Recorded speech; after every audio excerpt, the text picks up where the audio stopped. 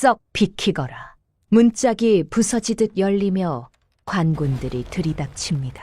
쇠 장화 소리가 마루를 울리고 번뜩이는 칼날이 안채로 들어옵니다. 따뜻하던 방 안의 공기는 순식간에 얼어붙습니다.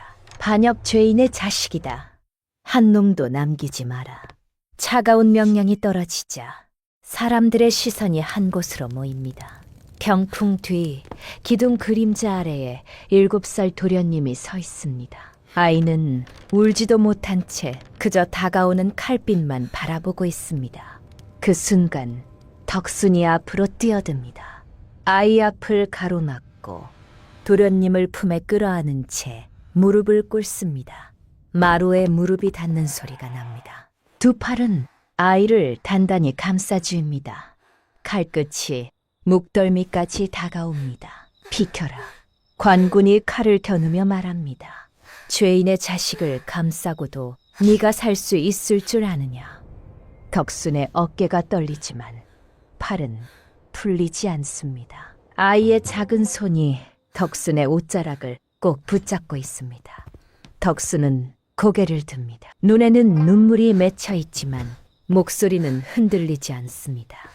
제 자식입니다. 관군들의 움직임이 멈춥니다. 제 젖을 먹고 자란 제 새끼입니다.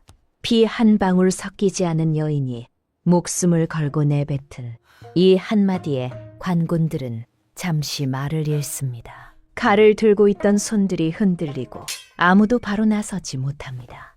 도련님은 덕순의 품 안에서 작게 숨을 쉬고 있습니다.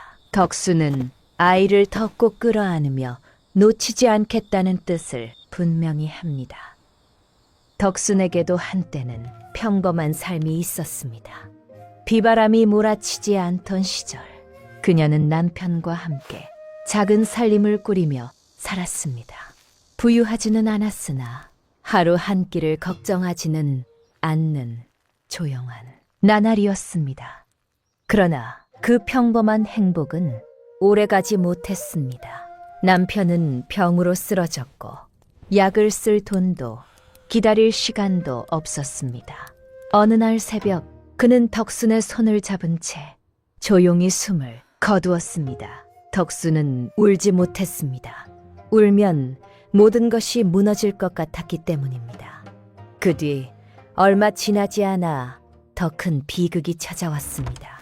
마을에 역병이 돌았고 피할 수 없었으며 막을 수도 없었습니다.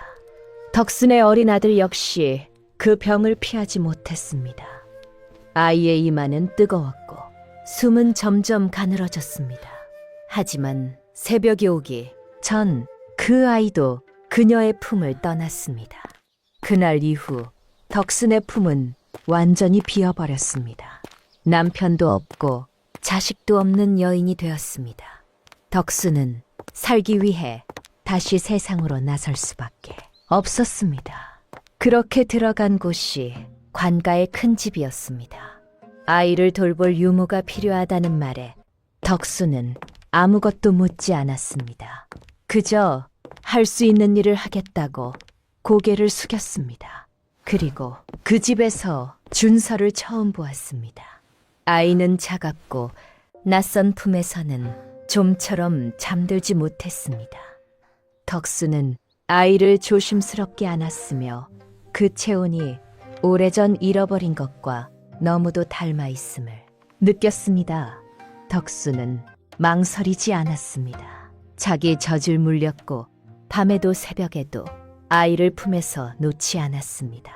준서는 덕순의 품에서만 조용히 잠들었고 그 숨결 속에서 안정을 찾았습니다. 그날부터 덕순에게는 다시 지켜야 할 존재가 생겼습니다. 도련님, 많이 드세요. 아프지 말고 건강하게만 자라주세요. 덕순은 아이를 안을 때마다 늘 같은 말을 되뇌었습니다. 그 말은 누군가에게 들려주기 위한 것도 아니었고 기도처럼 외운 말도 아니었습니다. 그저 아이를 바라보다가 저절로 흘러나온 마음이었습니다. 이상한 일이었습니다. 낯선 품에서는 울음을 그치지 않던 준서가 덕순의 품에만 안기면 금세 조용해졌습니다. 작은 손으로 그녀의 옷자락을 붙잡고 잠시 웃음을 보이다가 이내 깊은 잠에 빠지곤 했습니다. 덕순은 준서를 제 목숨보다 귀하게 키웠습니다. 밤에도 새벽에도 아이를 먼저 살폈고 아이의 숨소리에 맞춰 잠이 들었습니다. 아이가 조금만 아파도 자신의 가슴이 먼저 조여오는 듯 했습니다. 준서 역시 걸음을 떼고 말을 배우기 시작하면서부터 자연스럽게 덕순을 더 따랐습니다. 넘어지면 가장 먼저 그녀를 찾았고 잠에서 깨면 그녀의 품을 찾았습니다. 친어머니보다 유모인 덕순의 치맛자락을 더 따랐습니다. 그렇게 평온한 나날이 조용히 흘러가고 있었습니다. 그러던 어느 날 대감의 마당 위로 까마귀 떼가 몰려들었습니다.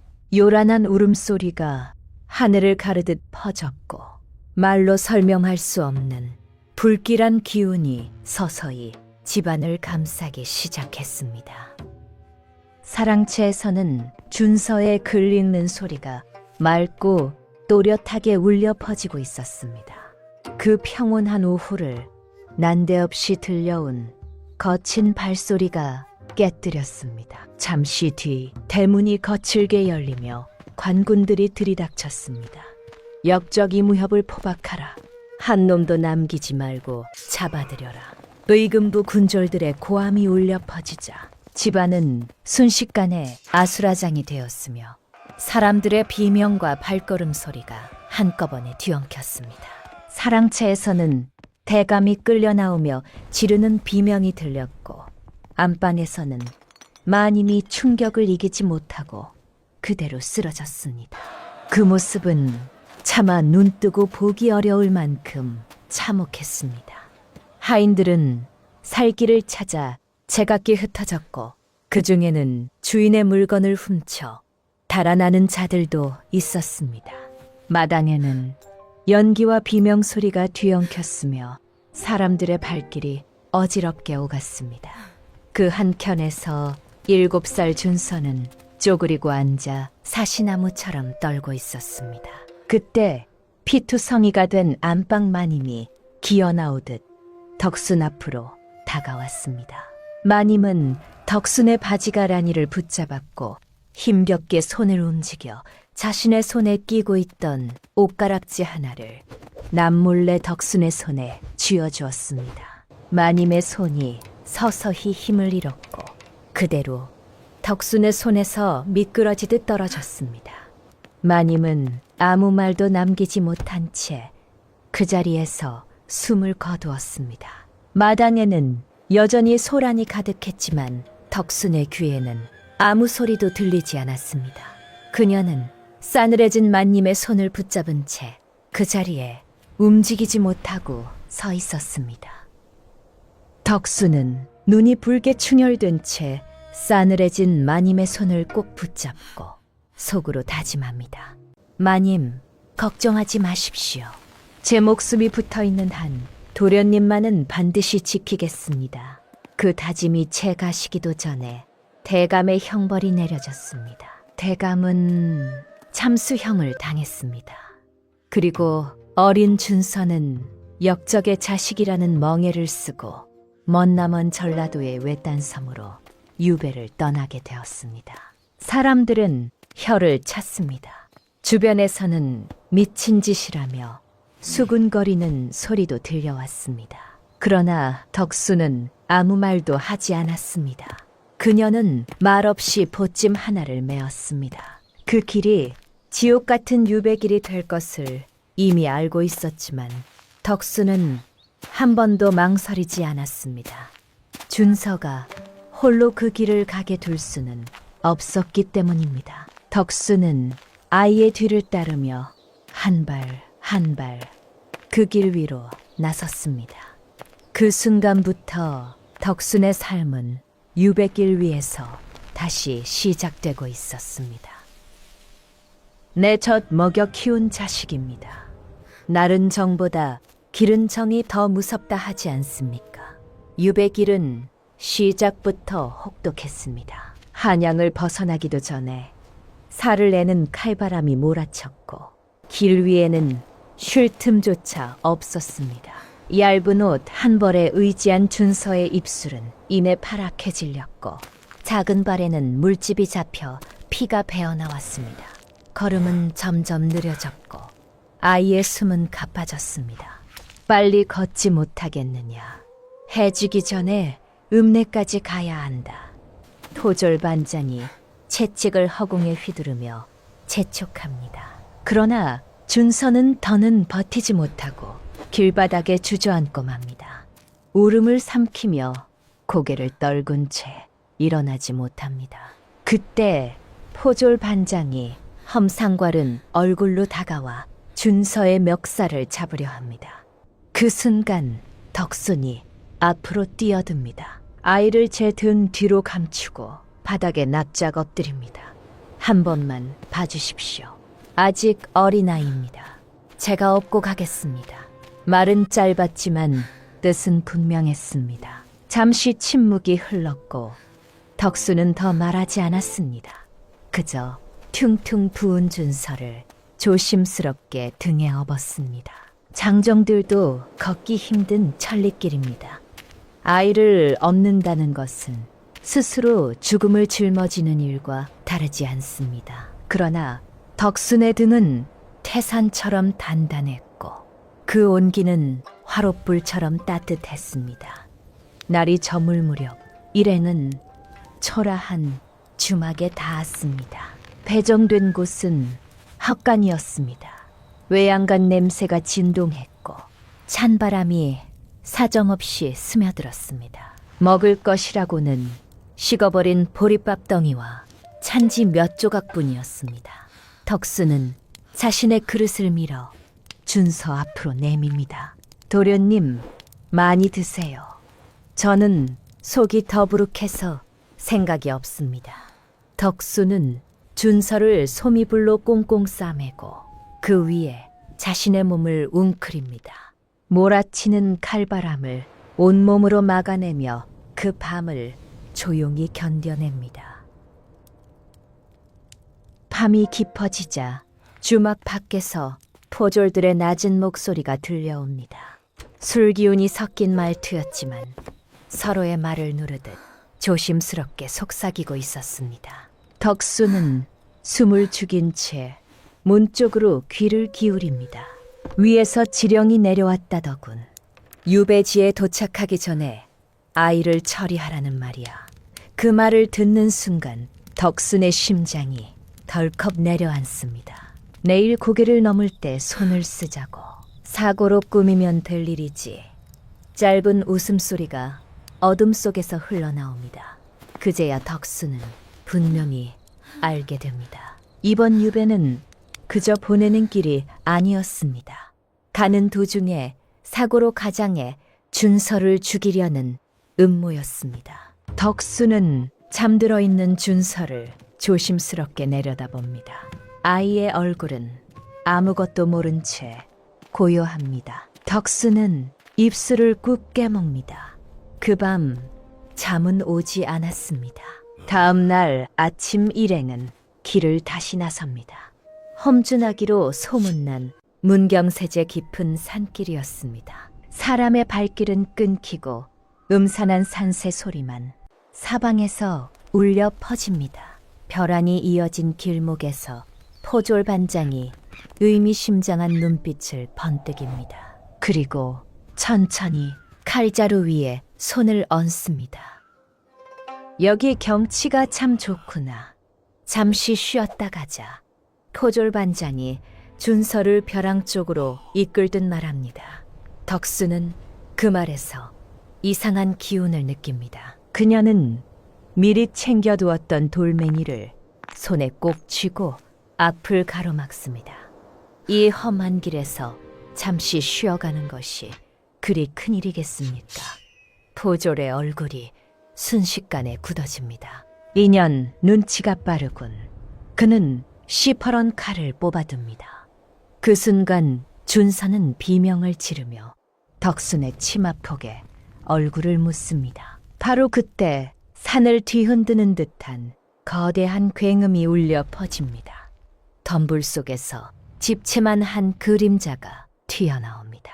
상군이라 불리는 호랑이입니다. 땅이 울리는 기세에 포졸들의 얼굴은 순식간에 사색이 됩니다. 이상한 광경이었습니다. 그 사나운 짐승은 덕순과 준서 쪽은 거들떠보지도 않고 오직 칼을 든 포졸들만 노려보고 있었습니다. 새벽 엽새 차가운 산기운이 문경세제의 험한 고갯길을 가득 덮고 있었습니다. 호랑이는 송곳니를 드러내며 낮게 그르렁거립니다. 그 소리에 포졸들은 혼비백산합니다.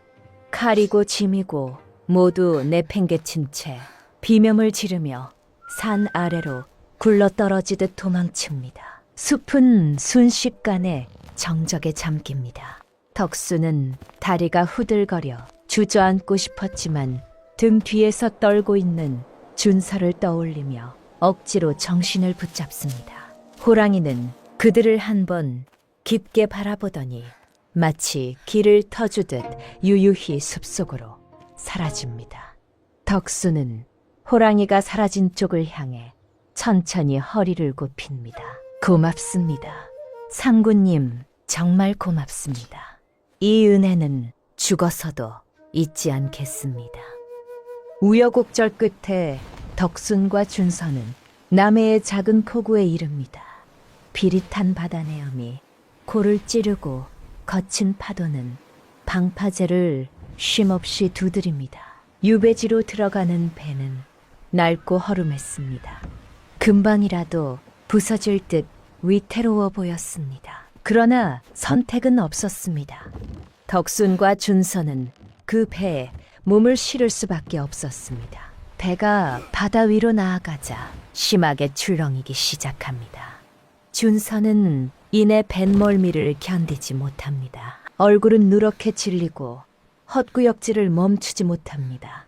덕수는 망설임 없이 겉옷을 벗어 준서의 어깨를 덮어줍니다. 그리고 차가운 바닷바람을 등지고 앉아 아이의 등을 천천히 쓸어내립니다. 밤은 길었고 파도 소리는 잠들 틈을 주지 않았습니다. 조금만 참으세요, 도련님. 이제 곧다 와 갑니다. 곧 땅을 밟으실 겁니다. 덕순의 목소리는 낮고 조용했지만 한 번도 흔들리지 않았습니다. 그 손길은 거칠었지만 그 안에 담긴 마음은 바다보다 깊고 더없이 따뜻했습니다. 며칠 밤낮을 시달린 끝에 덕순과 준서는 마침내 섬에 도착합니다. 그곳은 풀 한 폭이 제대로 자라지 못할 듯한 척박한 바위섬이었습니다. 선착장에는 섬마을 사람들이 모여 있었습니다. 죄인이 들어온다는 소식에 호기심 섞인 눈길로 두 사람을 바라봅니다. 그러나 그들이 역적의 가족이라는 사실을 알게 되자 사람들의 표정은 곧 차갑게 굳어집니다. 아이고 저 어린 것이 무슨 죄가 있다고 이런 곳까지 끌려왔나. 죄가 없다니 역적의 핏줄이 다 그렇지. 재수 없으니 가까이 가지 마시오. 수군거림이 날카로운 칼날처럼 가슴에 꽂힙니다. 덕수는 아무 말 없이 준서의 귀를 막아줍니다. 그리고 고개를 숙인 채 묵묵히 걸음을 옮깁니다. 마을어귀를 지나 산비탈 끝자락에 자리한 유배소는 사람이 살지 않은 지 오래된 폐가와 다름없었습니다. 기둥은 썩어 기울어 있었고 지붕에는 구멍이 숭숭 뚫려 하늘이 휘 내려다 보였습니다. 방 안에는 거미줄이 엉켜 있었고 쥐들이 찍찍거리며 이곳저곳을 돌아다녔습니다. 그 광경에 준서는 겁에 질려 덕순의 치맛자락을 놓지 못합니다. 덕순은 아이의 손을 더 꼭 붙잡습니다. 이곳이 앞으로 살아가야 할 곳임을 말없이 받아들이며 그렇게 섬에서의 첫날이 저물어 갑니다. 그러나 덕수는 한숨을 쉬지 않습니다.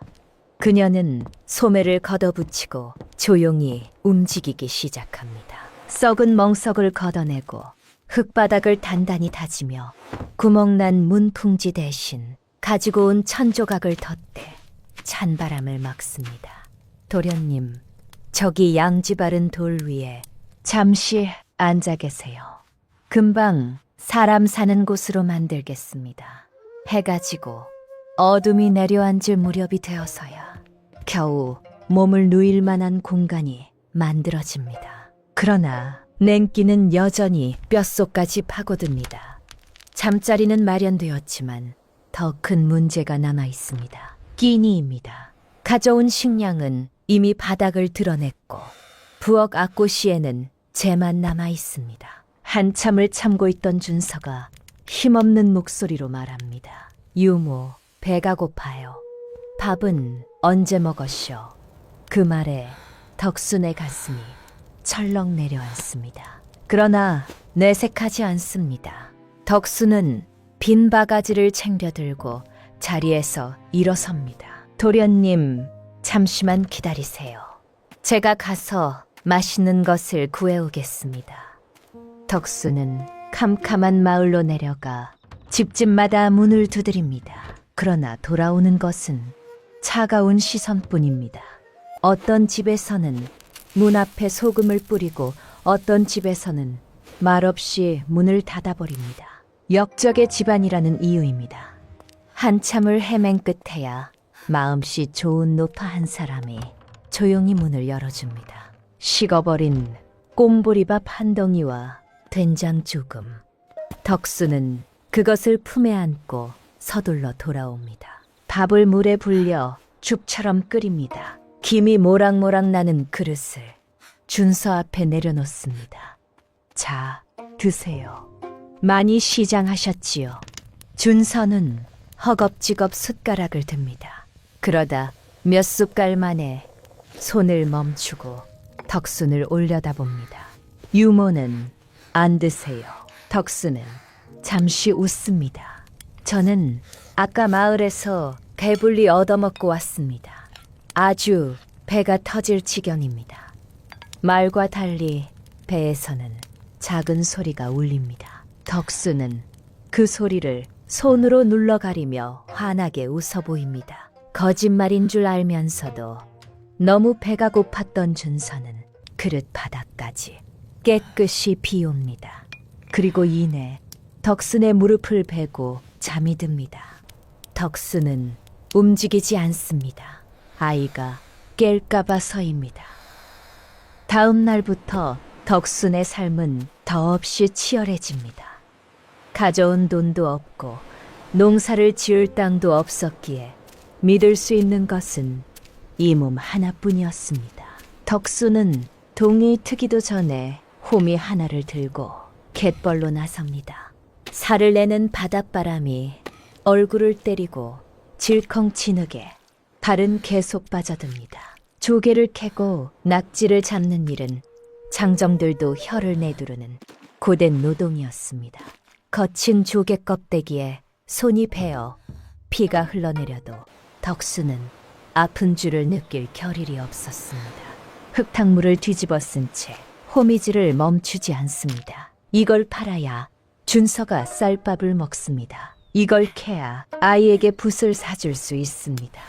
해가 기울 무렵이 되어서야 덕수는 짐을 가득 지고 집으로 돌아옵니다. 손은 퉁퉁 부어 있었고 갈라진 틈마다 상처가 가득했습니다. 그러나 짐 가득 담긴 조개를 내려다보며 덕수는 세상을 다 가진 듯 잠시 웃습니다.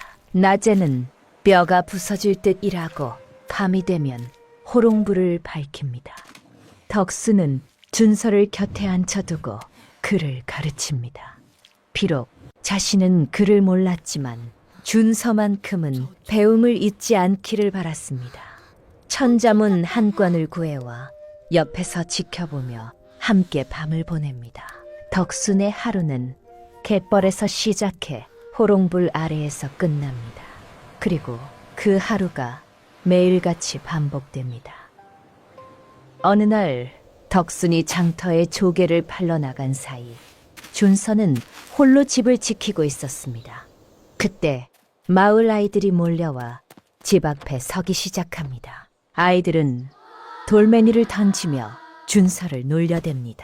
역적 아들이다. 너 아빠도 없다며. 거지야 거지.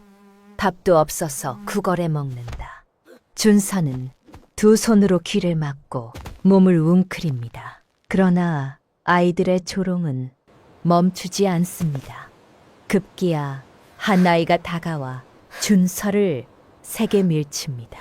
준서는 바닥에 넘어지고 무릎이 깨져 피가 흘러내립니다. 그러나 준서는 소리내어 울지 못합니다. 그저 입술을 꼭 깨문 채 눈물을 삼킵니다. 그 순간 장터에서 돌아오던 덕순이 그 광경을 목격합니다. 덕순은 멀리에 이고 있던 짐을 그대로 내팽개치고 한달음에 달려옵니다. 아이들 앞을 가로막고 우뚝 섭니다. 평소에는 고개를 숙이고 말 한마디 크게 하지 못하던 덕순이었지만 그날만큼은 달랐습니다. 아이를 지키는 순간 덕순의 눈빛은 사나운 암사자처럼 변합니다. 이놈들 어느 집 자식들이냐. 힘없는 아이를 괴롭히다니 너희 부모가 그렇게 가르치더냐. 덕순의 서늘한 호통에 아이들은 기겁하여 뿔뿔이 도망칩니다. 마당에 다시 정적이 찾아옵니다. 덕순은 피가 흐르는 준서의 무릎을 치마폭으로 조심스레 닦아줍니다. 그제야 참고 있던 눈물이 쏟아져 내립니다. 도련님, 못난 유모가 늦어서 죄송합니다. 정말 죄송합니다. 준서는 고개를 저으며 작게 말합니다. 유모, 나 안 아파요. 진짜예요. 그리고 고사리 같은 손으로 덕순의 눈물을 조심스레 닦아줍니다. 7살 아이가 도리어 늙은 유모를 달래고 있었습니다. 덕순은 아이를 꼭 끌어안은 채 한동안 움직이지 못합니다. 세월이 흐르며 유배지의 삶도 조금은 자리를 잡아가는 듯 했습니다. 그러나 그 평온은 오래가지 않았습니다. 새로 부임한 고을 샀던 최사도는 탐욕스럽고 잔인한 인물이었습니다. 그는 유배인들과 섬사람들을 가차없이 쥐어짜 재물을 모으기 시작했습니다. 덕순의 집에도 어김없이 포졸들이 들이닥칩니다. 죄인이 나라 밥을 축내고 했으니 마땅히 군포를 내야 할 것이다. 당장 내놓아라. 포졸들은 집 안을 헤집으며 쌀을 쏟고 살림살이를 거칠게 부숩니다. 덕순이 며칠 밤을 새워 모은 돈과 준서의 책을 사기 위해 아껴두었던 푼돈까지 모두 빼앗길 처지가 됩니다. 덕순은 포졸의 바지가라니를 붙잡고 애원합니다. 부디 한 번만 봐주십시오. 아이만은 살려주십시오. 그러나 말은 닿지 않습니다. 덕순은 급히 부엌 구석으로 향합니다. 항아리 밑 아무도 모르게 파묻혀 두었던 작은 자리입니다. 그곳에는 떠나오던 날 마님이 손에 쥐어주었던 옷가락지 하나가 헝겊에 쌓인 채 묻혀 있었습니다. 덕순의 손이 떨립니다. 그러나 망설일 수는 없습니다. 덕순은 그 옷가락지를 꺼내 포졸 반장의 손에 조심스레 쥐어줍니다. 이것을 받아주십시오. 저희는 굶어도 괜찮습니다. 도련님 책만은 부디 놔두십시오.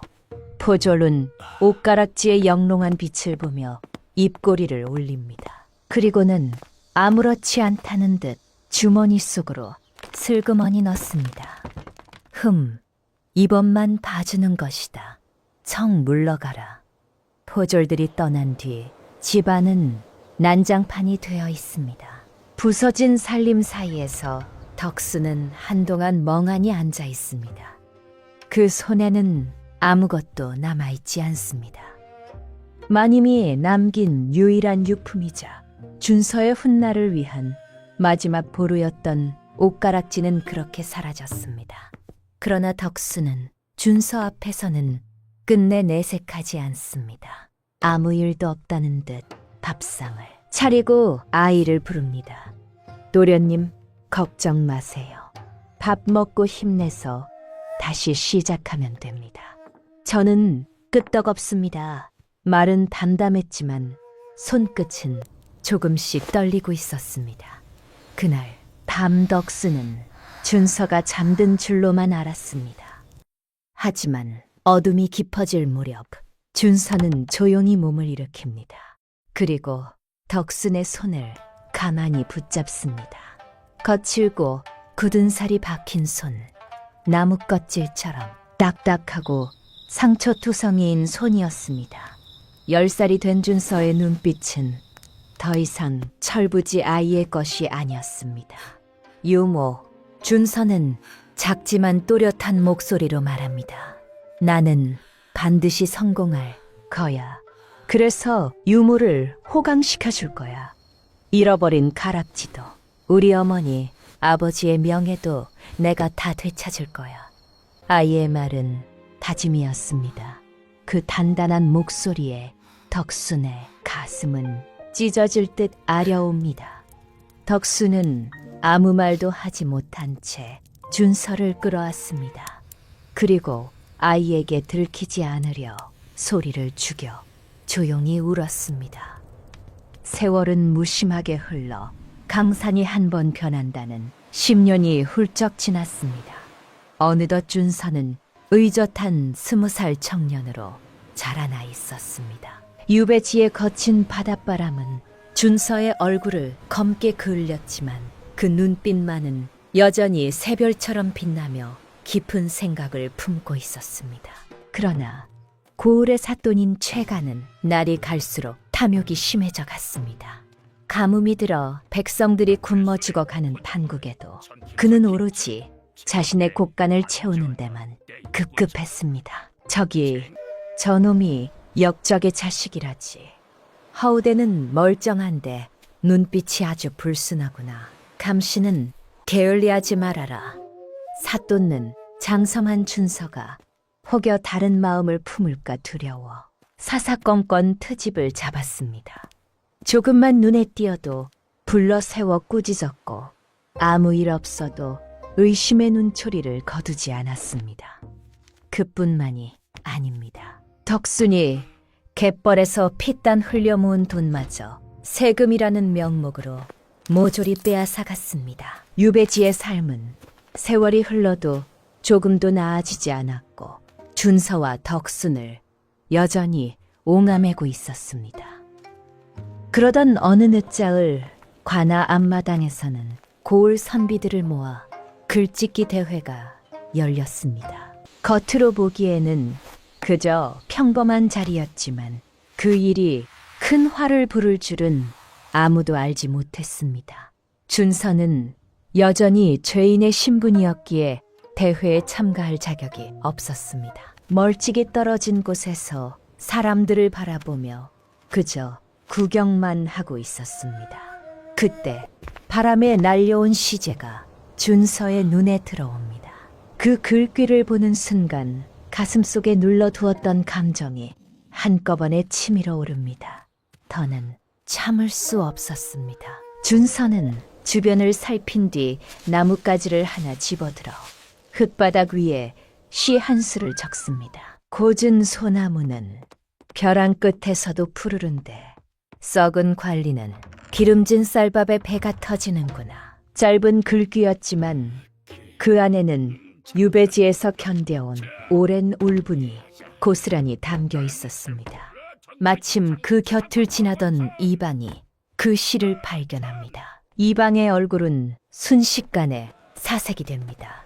그는 주변을 한번 살핀 뒤 서둘러 관아 안으로 들어가 그 글귀를 삿돈에게 그대로 고해 바칩니다. 시를 전해들은 삿돈의 얼굴은 불그락푸르락 변하더니 이내 벼락 같은 고함이 관아를 뒤흔듭니다. 이놈, 감히 죄인의 자식이 나라의 녹을 먹는 관리를 능멸해.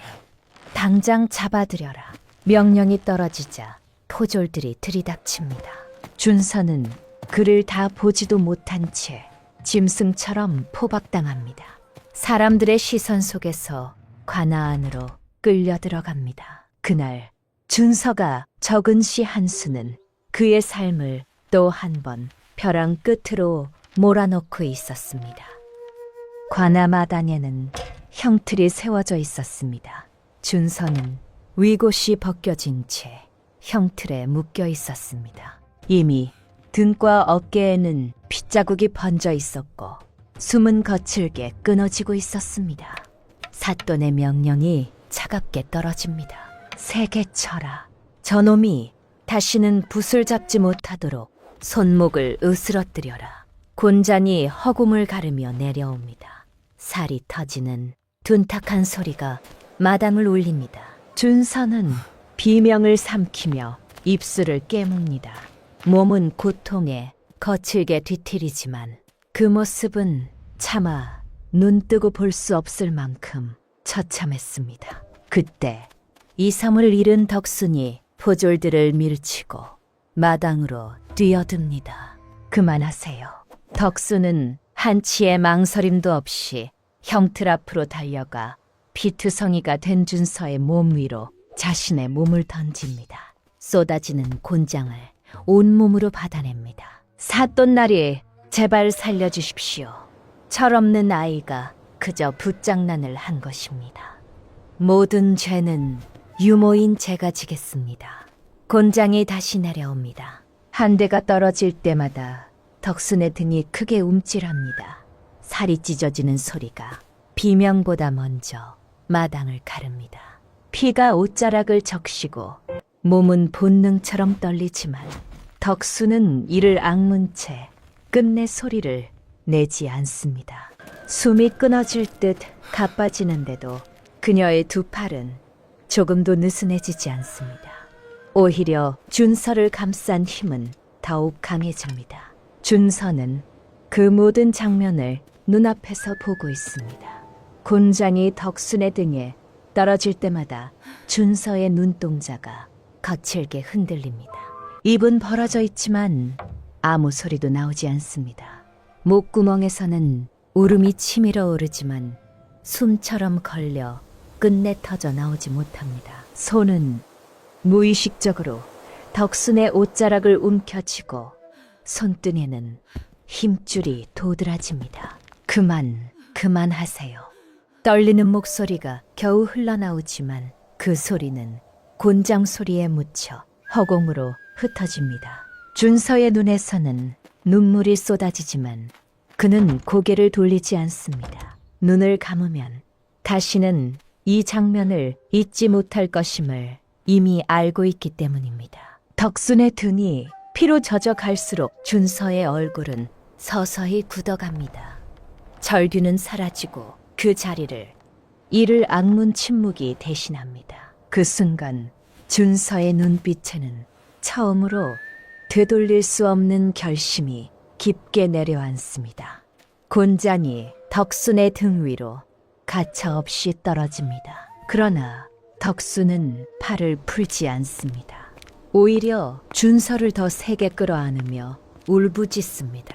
도련님, 괜찮습니다. 유무가 여기 있습니다. 형벌은 한참이 지나서야 멈춥니다. 마당에는 무거운 침묵만 남아 있습니다. 덕수는 더는 버티지 못하고 그 자리에서 그대로 쓰러집니다. 의식은 서서히 어둠 속으로 가라앉습니다. 마지막으로 그녀의 품 안에는 준서의 체온만이 남아 있었습니다. 덕수는 형벌의 고통 속에서 겨우 정신을 붙들고 있었습니다. 숨은 가쁘고 몸은 뜻대로 움직이지 않았지만 그녀는 준서의 손을 놓지 않습니다. 준서, 덕순의 목소리는 실처럼 가늘었습니다. 준서는 그 손을 꼭 붙잡고 고개를 숙입니다. 어머니, 말씀하지 마세요. 그러나 덕수는 힘겹게 고개를 저으며 말을 이읍니다. 잘 들어야 합니다. 덕수는 떨리는 손으로 자신의 가슴께를 짚습니다. 그 옷가락질, 마님께서 떠나시기 전 제 손에 쥐어주신 것입니다. 준서의 눈이 천천히 커집니다. 그 안에는 아무도 모르는 것이 들어 있습니다. 덕수는 숨을 고른 뒤 겨우 말을 이어갑니다. 그냥 장신구가 아닙니다. 마님께서 언젠가는 꼭 필요할 날이 올 거라 하셨습니다. 그것이 도련님을 살릴 증표가 될 것이라고 덕순의 손에 힘이 빠집니다. 사돈가 그걸 가져갔을 것입니다. 준서는 아무 말도 하지 않습니다. 그러나 그 눈빛은 이미 달라져 있었습니다. 덕수는 준서의 손을 다시 한번 꼭 붙잡습니다. 서두르지 마세요. 하지만 절대 그 가락지를 포기해서는 안 됩니다. 그 말은 덕순이 준서에게 남긴 마지막 당부였습니다. 그날 밤 준서는 잠들어 있는 덕순의 얼굴을 한참 동안 내려다봅니다. 그리고 방바닥에 엎드려 큰 절을 올립니다. 더 이상 글만 읽는 나약한 선비로 남아있을 수는 없었습니다. 밖에서는 거센 비바람이 몰아치고 천둥과 번개가 하늘을 가르며 요란하게 내리꽂히고 있었습니다. 어둠을 틈타 관아의 담장을 넘는 그림자가 하나 있습니다. 준서였습니다. 그는 포졸들이 처마 밑에서 졸고 있는 틈을 타 조용히 발걸음을 옮깁니다. 숨을 죽인 채 사돈과 머무는 안채로 소리 없이 스며듭니다. 방 안으로 들어선 준서는 멀리맡에 놓인 자개암을 발견합니다. 조심스럽게 뚜껑을 여는 순간 안쪽에서 은은한 빛이 흘러나옵니다. 그 안에는 덕순이 피를 흘리며 내어주었던 그 옷가락지가 영롱한 빛을 내며 놓여 있었습니다. 준서는 천천히 손을 뻗어 가락지를 집어듭니다. 그 순간 등 뒤에서 기척이 느껴집니다. 잠에서 깬 사돈가 거칠게 소리칩니다. 누구냐? 감히 여기가 어디라고 들어와. 사돈의 고함에 밖에 있던 포졸들이 순식간에 들이닥칩니다. 칼이 뽑히고 사방에서 날 선빛이 번뜩입니다. 도망칠 길은 이미 막혀 있습니다. 그때 준서는 한치의 망설임도 없이 손에 쥐인 옷가락지를 바닥에 놓인 노쇠 그루 위로 힘껏 내리칩니다. 날카로운 소리와 함께 가락지는 산산이 부서져 사방으로 튀어오릅니다. 방 안의 공기가 순식간에 얼어붙습니다. 준서는 조금도 당황하지 않습니다. 그는 천천히 몸을 돌려 사또를 내려다봅니다. 그 순간 번개가 번쩍이며 준서의 얼굴을 비춥니다. 서늘하게 굳은 그 얼굴을 본 사또는 헛숨을 삼킵니다. 저놈은 유배온 역적의 자식이 아니냐. 준서는 담담하게 입을 엽니다. 기억하고 계시는군요. 그리고 손에 쥔 가락지를 사또 쪽으로 내보입니다. 그럼 이것도 기억나십니까? 제 어머니의 등을 찢어 빼앗아 가신 이 가락지 말입니다. 사돈의 얼굴이 일그러집니다. 이놈이 미쳤구나. 여봐라. 누구 없느냐. 고함이 떨어지자 문 밖에서 대기하던 호위무사들이 한꺼번에 들이닥칩니다. 칼이 뽑히고 시퍼런 칼날들이 순식간에 준서의 목을 겨눕니다. 그러나 준서는 미동도 하지 않습니다. 오히려 손에 든 가락지를 더 높이 들어 올립니다. 사돈가 다급히 손을 뻗습니다. 그건 내 물건이다. 당장 내놓지 못할까. 그 순간 준서의 입가에 비릿한 미소가 스칩니다. 그리고 아무 말 없이 가락지를 바닥에 놓인 노쇠 제사그릇 위로 힘껏 내리칩니다. 잼 날카로운 소리와 함께 가락지는 산산이 부서져 사방으로 튀어오릅니다. 방 안이 순식간에 정적에 잠깁니다. 그때 깨진 가락지 사이에서 돌돌 말린 얇은 비단 천 조각이 바닥으로 떨어져 나옵니다. 사돈의 얼굴이 서서히 굳어갑니다. 준서는 그 조각을 천천히 내려다봅니다. 그리고 아무 말 없이 그것을 집어듭니다. 준서는 바닥에 떨어진 비단 조각을 천천히 집어든다. 그리고 사돈의 눈앞에 그것을 펼쳐 보인다. 이게 뭔지 아느냐? 방 안의 공기가 묵직하게 가라앉는다. 준서는 사돈을 똑바로 바라본 채 말을 잇는다. 잘 보아라. 선대왕께서 내 아버지에게 직접 내리신 밀지다. 사돈의 얼굴이 서서히 굳어간다. 준서는 한치도 물러서지 않는다. 영모는 우리 아버지가 아니라 내 놈들이 꾸민 것이다. 겁이 나서 지금까지 숨겨왔겠지. 잠시 정적이 흐른다.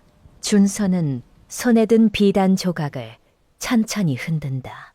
그 증거를 어디에 숨겼는지도 기억 안 나느냐. 내 어머니의 등을 찢고 빼앗아간 그 가락지 속이다. 사돈의 입술이 가늘게 떨린다. 준서는 차갑게 몰아붙인다. 이제 와서 모른 척하면 끝날 줄 알았느냐. 칼을 들이대면 진실도 베어질 줄 알았느냐. 준서의 목소리는 낮고 서늘하다. 그래서 죽이려 드는 거겠지. 내 놈들이 제일 잘하는 짓이니까. 그 말이 끝나자 사돈의 눈빛이 광기로 뒤틀린다. 저놈을 죽여라.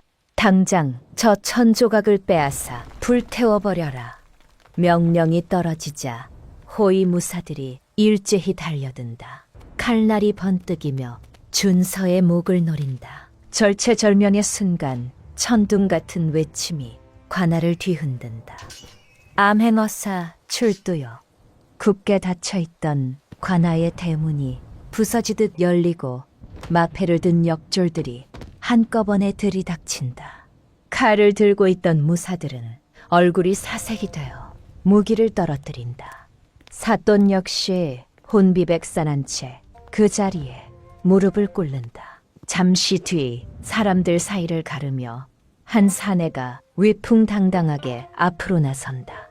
며칠 전 장터에서 덕순이 캔 조개를 말없이 사주었던 그 허름한 선비다. 그러나 지금 그의 눈빛은 전혀 달랐다. 그는 마패를 높이 들고 단호하게 말한다. 이 고을의 삿돈 최가와 그 일당을 지금 이 시각부터 모두 체포한다. 관아마당에는 무거운 침묵이 내려앉는다. 그리고 그 침묵 속에서 오랜 세월 묻혀있던 진실이 마침내 모습을 드러낸다. 모든 상황이 정리되고 거세던 빗줄기가 서서히 찾아들 무렵이었습니다. 관아의 소란을 들은 덕순이 허겁지겁 마당으로 달려옵니다. 신발도 신지 못한 채 맨발로 흙탕물을 가르며 준서를 찾습니다. 온몸은 흙투성이었고 숨은 가쁘게 끊어지고 있었습니다. 그때 마당 한가운데 발에 상처를 입은 채 서 있는 준서가 눈에 들어옵니다. 그 모습을 보는 순간 덕순의 다리에 힘이 풀립니다. 그녀는 그 자리에 털썩 주저앉습니다. 도련님, 살아계셨군요. 살아계셨어요.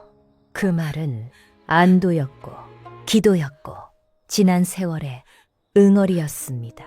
준서는 망설이지 않습니다. 한 걸음에 달려가 덕순을 와라 끌어왔습니다. 어머니, 보세요. 우리가 이겼습니다.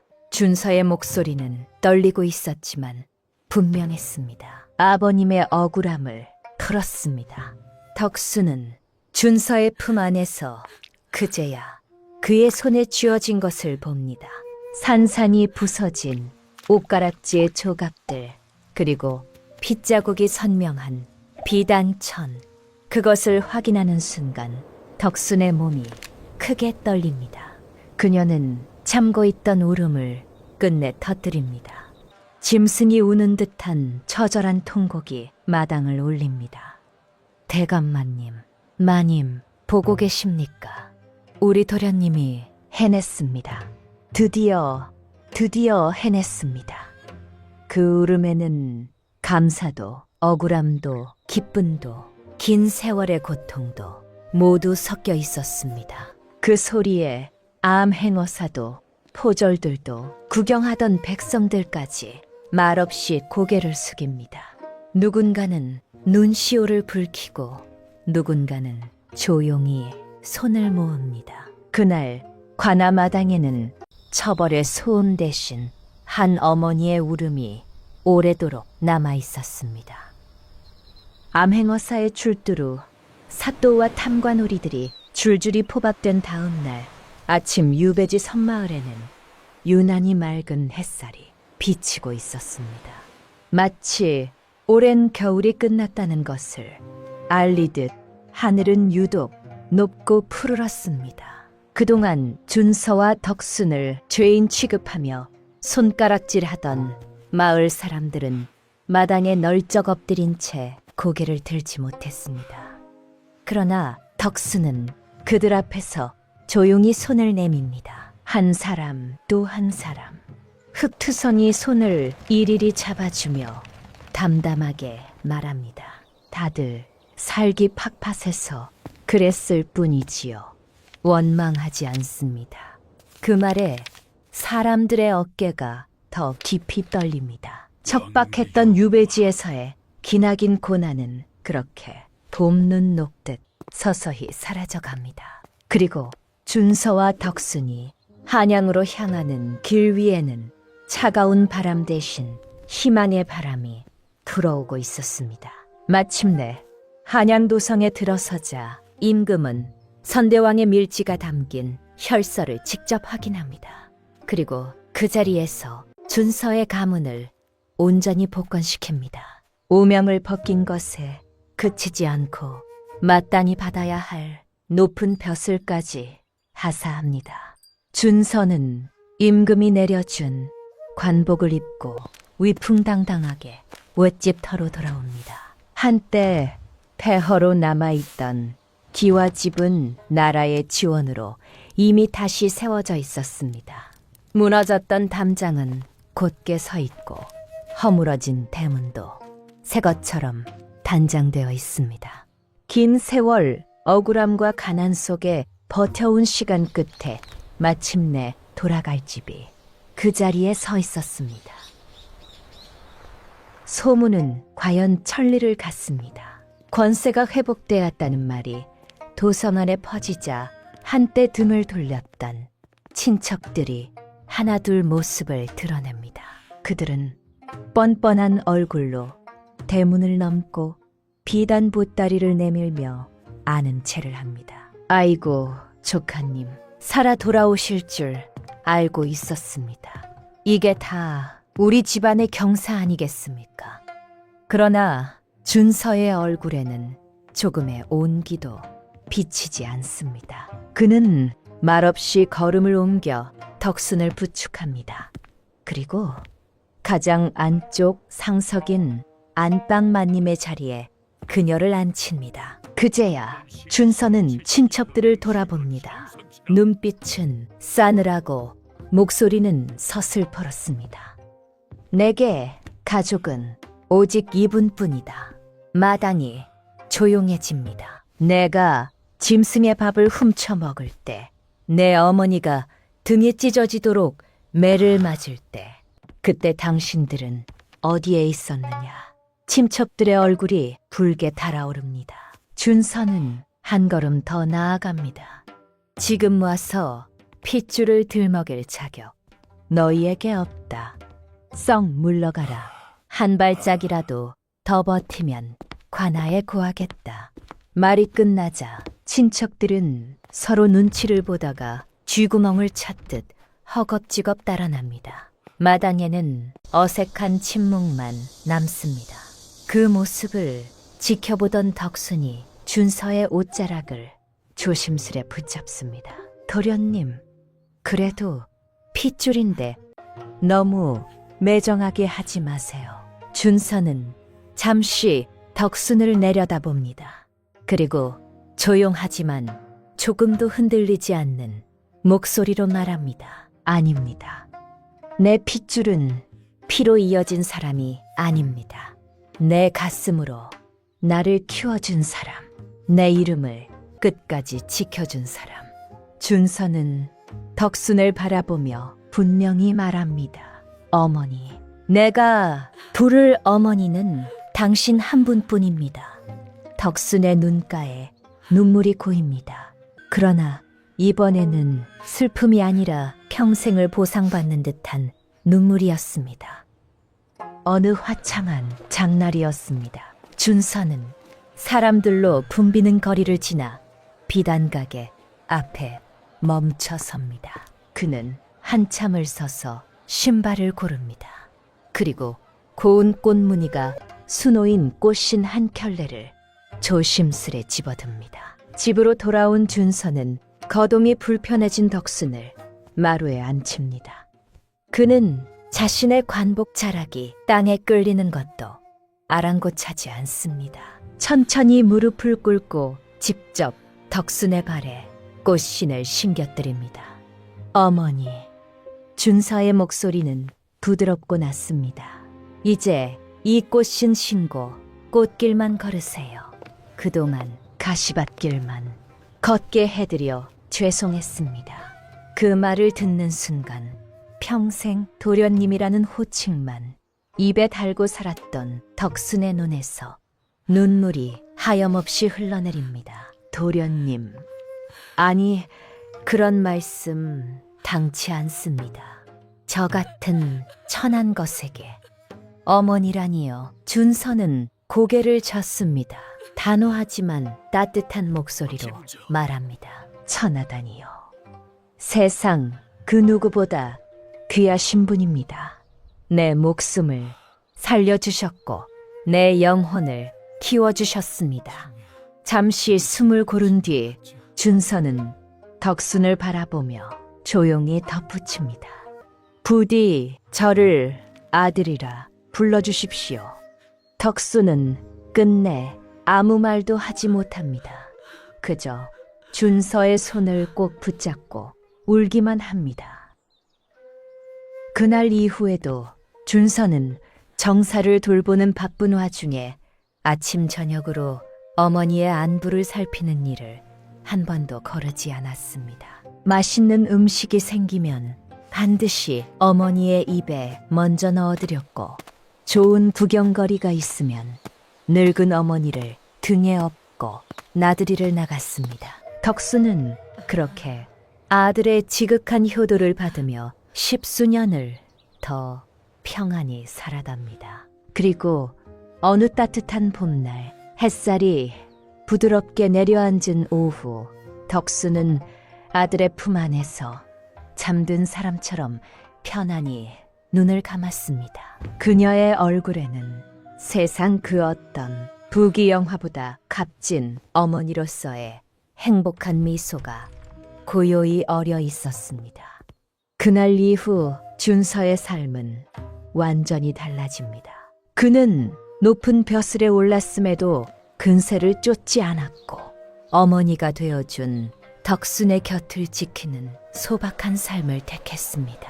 덕순이 남긴 따뜻한 등 온기를 가슴에 새긴 채 준서는 평생을 잊지 않았습니다. 그리고 그 온기를 기준으로 사람을 대하고 백성을 생각하며 묵묵히 정치를 이어갔습니다.